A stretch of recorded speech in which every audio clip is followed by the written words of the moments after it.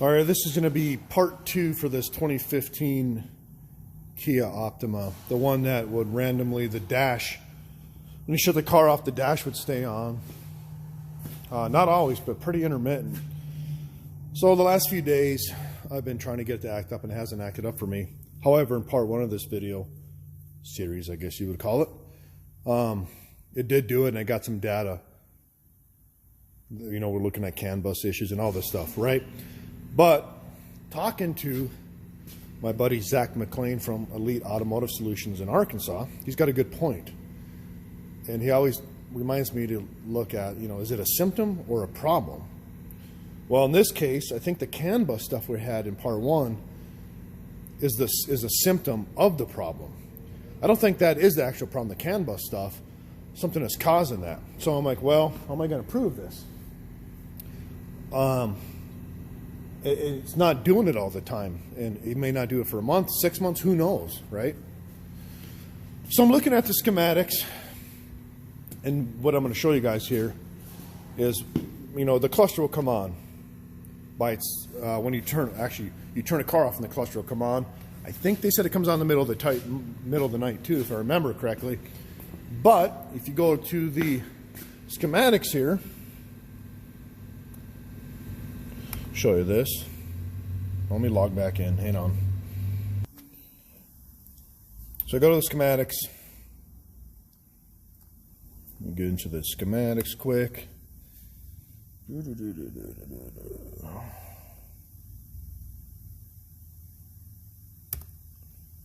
Body electrical. And then go over to indicator and gauges, diagrams. There's going to be 4 pages of diagrams for this instrument cluster. But what I'm concerned with is power and ground and module-to-module communication. But in this case, power and grounds, and more specifically powers for this. So we're going to go to picture 1 right here. And if you look, this is your instrument cluster. Got all your logic circuits in here, transceiver, K-CAN, B-CAN. That's what we're seeing act up, right? The C-CAN. But that is a symptom of this problem, I believe, like Zach McLean would say. If you look up here, we got 2 fuses that power this cluster. And if you go to the next diagram, there's a ground circuit, or ground circuits. So you got hot at all times, this memory 1 10 amp fuse. It's hot at all times. It means there's always power going to it, you know, for memory. Then the other side, you got hot and runner start. So telling me, what I'm thinking is this thing right here is getting power when it shouldn't, and that's why it's lighting the cluster up. So to prove that, we need to duplicate this. So I'm going to go back over to the car next. All right, so what we want to look at is these 2 fuses. The cluster 10 amp and the memory 1 10 amp is in the smart junction box, which is under the dash on this car. So I'm going to pull the cluster fuse first, which is this one right here, 10 amp. That one is only in hot runner start. So I'm going to get up here, I'm going to pull it real quick. All right, so I pulled that fuse up there, right to the right of the off there, that circuit breaker. I pulled that fuse. If I take the key, I had it on there. Let me turn it back off, turn it back on.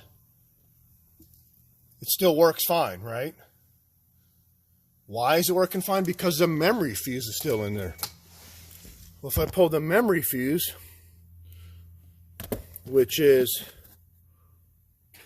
3 down. Let me pull that one quick. So I pulled the memory fuse, and now the cluster's not going to turn on besides one indication light for the airbag there. No power. Of course, it'll still run and everything. So I'm not worried about the memory fuse because that's always got power. If that was an issue, it would always be on. I'm worried about the hot and runner start. So I'm going to put these fuses back in, or the memory one, and go from there. So let me walk back to the schematics here. So right now I have the memory one in, which is always hot at all times. I pulled this cluster fuse out. It's only in hot, run or start. That's the only power source to this instrument cluster. So I'm going to have 12 volts on one side, or battery voltage, and the other side I should have nothing when the key's on. So let's look at that next. All right, so now I got on one side of the fuse, I got my meter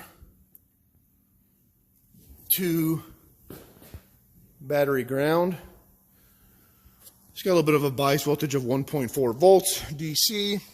Go turn the key on engine off. It says welcome. So there's my hot side, 12 volts.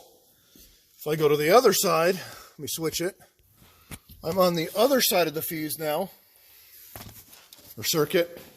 There's just my bias voltage, or nothing, 0.14 volts. So what I'm going to do is I'm going to turn the key off. I'm going to unplug this. And then I have a second lead hooked up to battery positive. And this is going to represent the ignition switch input, or how to run and start, which is going back to my green lead. I just went green to red because I don't have enough length there. All right, so here's my green one. I'm going to touch this and give it switched ignition, simulated. Now watch the dash. The key is out of the vehicle. I got my buddy filming, so don't zoom in too far, Steve. So you can see the whole area. Key's out of the vehicle, or out of the ignition. Look at it. It says welcome. The instrument cluster comes alive. I let go. It says goodbye. Key's out of the ignition. It's telling me this cluster is only turning on from the switch input right here. I'm turning it on. It says welcome. That's the ignition switch input. So now, let's do a couple more times.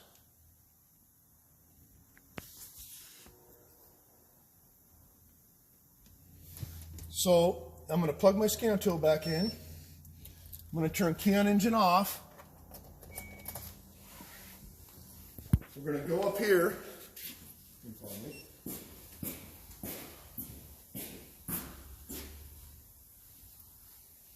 So if you remember from part one of the video, we had a bunch of issues with CAN bus, and I cleared all those codes. Before I filmed this, there was no codes. I cleared them all from last time. There's no codes. You just got to trust me on that part. But now there's probably going to be codes because I turned the instrument cluster on without the other modules. So we'll see here what it does. You may have to do it a few times.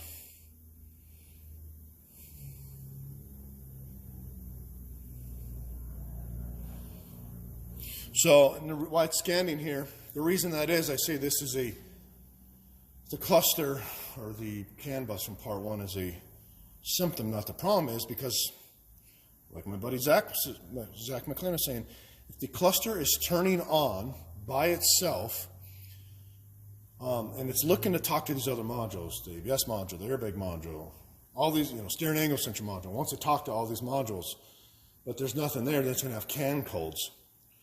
And that's why those, in part one, those messages were like that. So let me just pause it for a sec. I'm going to have to do it a couple more times here. Come on. So hit report.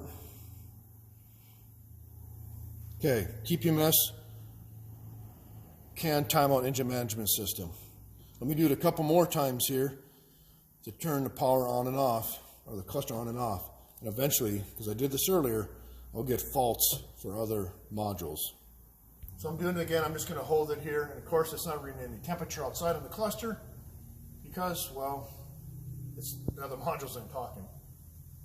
And the StabiliTrak light and all that stuff's on. And just like we did in part one. Let's turn the key on, rescan it. I'm over here now. Alrighty, so I did it a few more times. And if you look here, steering angle sensor, circuit signal, steering angle not calibrated, CAN timeout, engine management system, CAN timeout TCM, CAN timeout steering angle sensor, vehicle safety management, CAN timeout, Engine management system timeout. So we reproduce it by doing that. And I want to show you one other thing here. Then. So now I'm going to shut this off. If you come over here with that camera, Steve, watch the cluster. I'm going to kind of simulate, like if I just touch it lightly, it's kind of how it's flickering. And then it'll, you know, stay on. That was kind of what I was doing in the first video. So it sounds like what's happening is when it's running, I got to put a jump starter on it. Got the battery kind of weak now. All right. So now it was weak there, and that's one of the complaints too. It would kill the battery. But if I hold this on here and turn it off, of course it's going to stay on.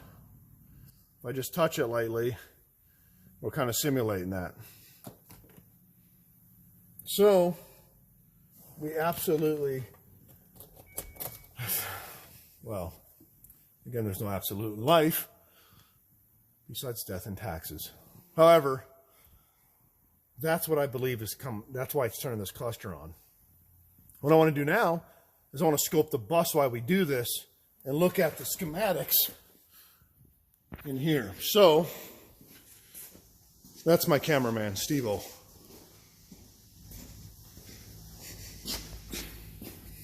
He's actually not much of a man, but I'm joking. That was kind of rude. I'm sorry, Steve. He's a pretty badass dude. But anyways, going here. So we got to see schematic 110-7 where it comes from, this fuse. It gets power, hot runner start. See power distribution. 110-7. We go back up to this. Power and ground. Power distribution. Schematic diagrams. And it should be a relay. And that's what I'm wondering, if a relay is sticking, perhaps. And not, you know, it's not latching, or it's not unlatching because of carbon tracing buildup, perhaps. If this thing ever loads. There we go. I'm going to go to the 7th one because it's 110-7.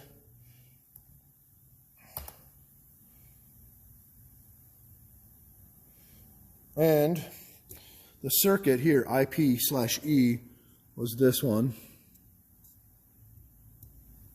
Can't really read that, but that's what it is. IP/E, that circuit powers up stuff in the smart junction box, which goes out to your instrument cluster. There's a power distribution module 1 accessory relay, and then there's PDM2 ignition relay, which comes down here, and there's your 10 amp fuse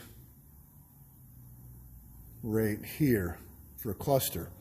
So we need to look at this more in depth anyways, but I want to scope it first to bus. But either way, we have a relay, and maybe it's not unlatching all the way.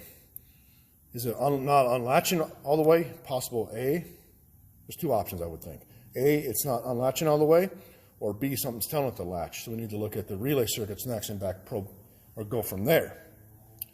However, I do want to hook up the oscilloscope next and check the bus when we wake it up, or for the cluster part. I have my scope hooked up. I'm going to go ahead and over here, we're going to look at can high. We're on can high. I'm going to turn the key on engine off. And you can see your bus, right? You can see your bus there. I'm going to go ahead and take my green lead and power on the fuse we've been talking about the whole time, the switch one.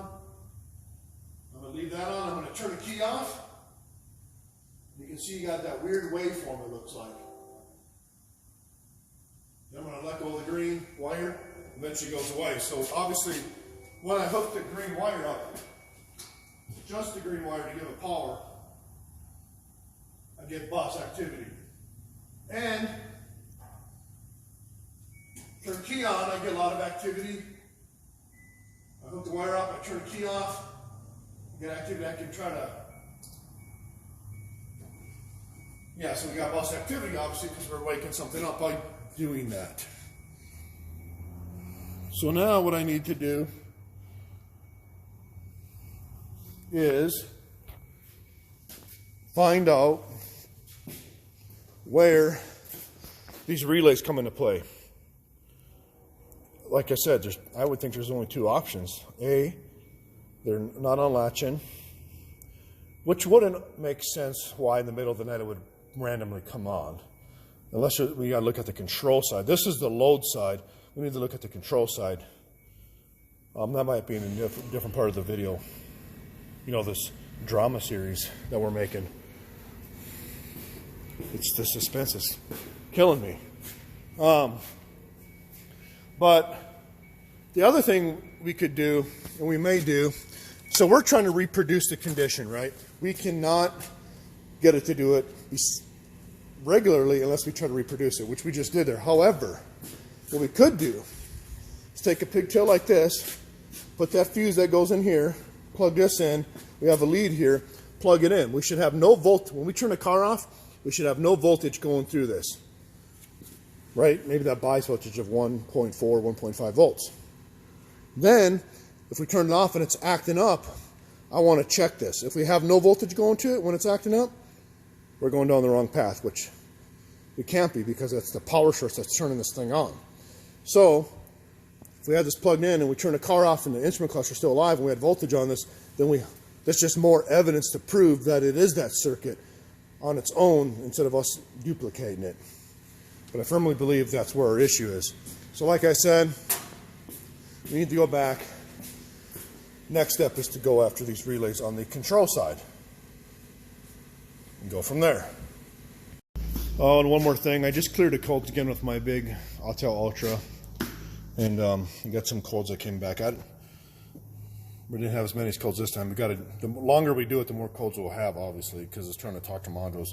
But if you look in here, the cluster has a CAN error, just like we did in part 1 of this video series. So we just need to get in the book some more and find that relay.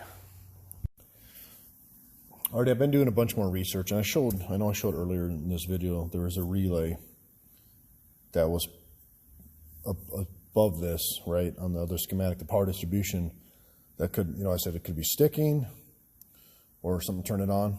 Well, I'm looking, and the relay is supposed to be right there and right there for accessory, the PDM1 and the PDM2 relay, which is accessory and ignition 1 relay. Well, they're not there. That's because this car does not have a smart key. So if you look at this schematic, with a smart key, it has ignition 1 relay and accessory relay with smart key, but we have it without a smart key. So how do I know it's a smart key? Well, let me show you that next. I'm going to go ahead and turn my key tool max on. This is not a smart key because, well, if you look here, it's just a fob, right? Unlock and lock. There's no chip in here. You could take this metal blade out and still start the car. There's no security chip in there. That's how some of these keys, high-endies are. And how do I know that? I'll prove it right now. Once this key tool max loads up. Yes, I agree to your disclaimer. So transponder, retransponder. Look at, see if it reads. It's going to say nothing. Nothing. Let's go back.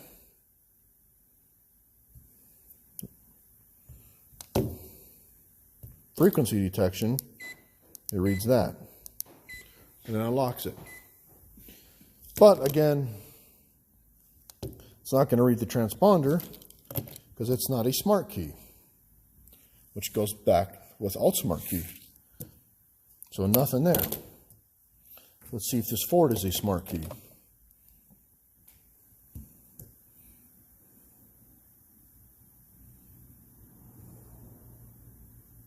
This one's a smart key, see it red there.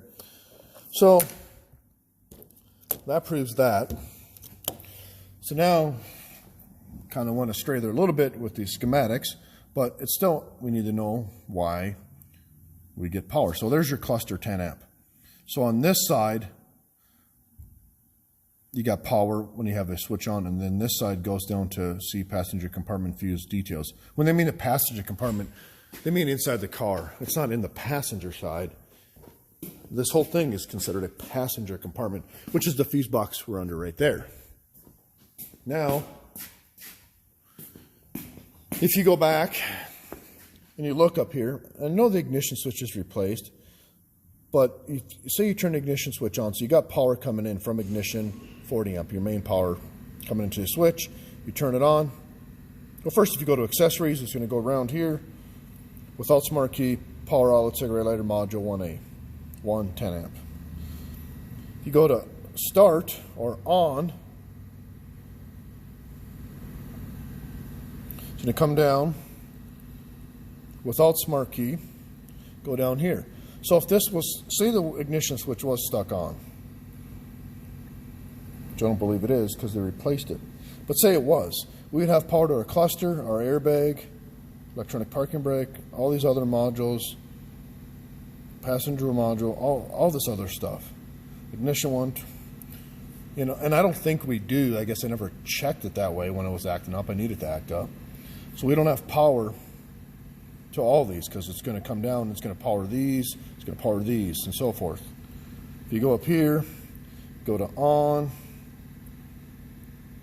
without smart key, then it would power up, same your wiper, air conditioner, this module, it would power up a lot more stuff. Maybe it is, but then that would be a bad ignition switch, which they already went down that road a couple times, I believe. So I don't necessarily think that's the issue. But we're not eliminated completely. We just need to see. Then you go down to here on the other side of the circuit. If you power the other side where my fingertip is, because you got 12 volts up here when the key's on. If you go to the other side, if you power this other side right here, then the cluster is going to come on, and we're going to reproduce everything we just did on the early part of this video, which is in there. But how would we get power? How would we get power to just that side of the circuit with not powering everything else up? That's the question. Is there a wire shorting, a wire chafing that is causing that issue? Perhaps. We need to look at that and or look at up here. But I think we already eliminated that up there.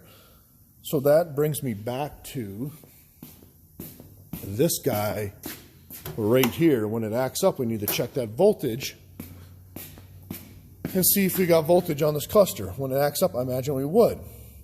But I would also want to check these other fuses. If we have voltage here, or voltage here and voltage here, then we know it's coming from that switch. If we don't, just on the cluster, then we know we got something wiring down here more, which would make more sense down here more. And then down here more is this new diagram. So you got your cluster, hot and runner start, powers all the stuff up from the ignition switch. There's your cluster 10 amp. We know we have power on this side, on the top side, but the bottom side, we shouldn't. Let me rephrase that. We're only going to have power coming through this when the ignition switch is on, right? I have this fuse out and I give this power, and then it's going to turn the cluster on. So, again, if we don't have an ignition switch issue, which we need to prove with that other little lead I just showed you in the video, then we need to check this side of the circuit, which goes down to this connector right there, IPE pin 20. And it's a straight shot, white wire going to pin 18 on this connector in the instrument cluster. That's where we need to check. It's a straight shot. Is this wire shorted to voltage intermittently? I've seen wires where insulation gets compromised basically from moisture, rubbing, whatever, and you get not physically touching, well, the wires are touching, but the copper windings aren't physically touching, it's just voltage bleed over. That's almost what it acts like, because when it does act up, it's very dim and then it comes and goes and all that stuff.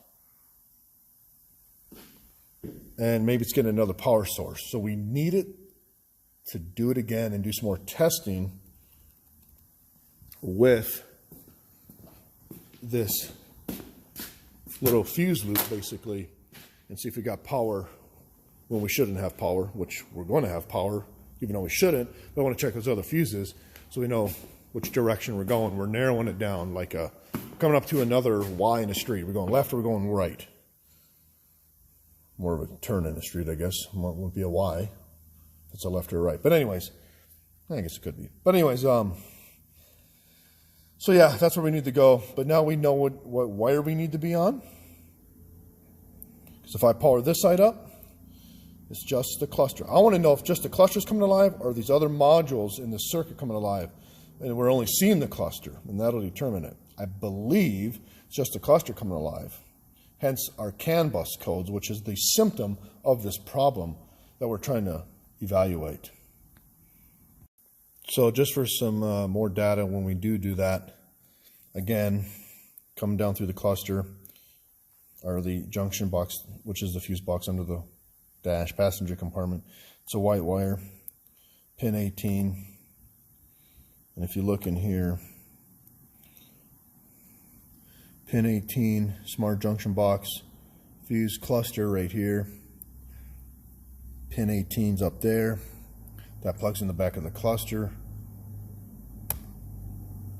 The M08 connector. We might have to go back to that. And it shows your layout there of the harness, which we know that's at, where that's at. We need to look at that layout. And we could also monitor that wire as well. We could run a lead off of that and, as monitor that as well, besides in just the fuse box. But the fuse is just as easy. If we know the power is getting to the fuse, we know it's going to turn on. Because if you power that pin 18 up, that white wire, that's the problem we're going to have. That's how we're going to reproduce it. We just did that earlier in this video. And on the junction box, pin 20 is going to be pin 20. Well, that's really small there, but anyways, 20 fuse cluster on the back of the junction box. We have to look behind that, see if there's something shorted in there or rubbing. We can monitor that too in the back and look at that. IPE, which is that connector there. So, more to come. Got some good data on this. This will be part 2, obviously. And then I'm going to clean all this up. We'll hook up some other stuff. We need it to act up again. But now we have a way forward. We actually duplicated it. And I just want to, when it does do it, we got to get some more data. And then go from there.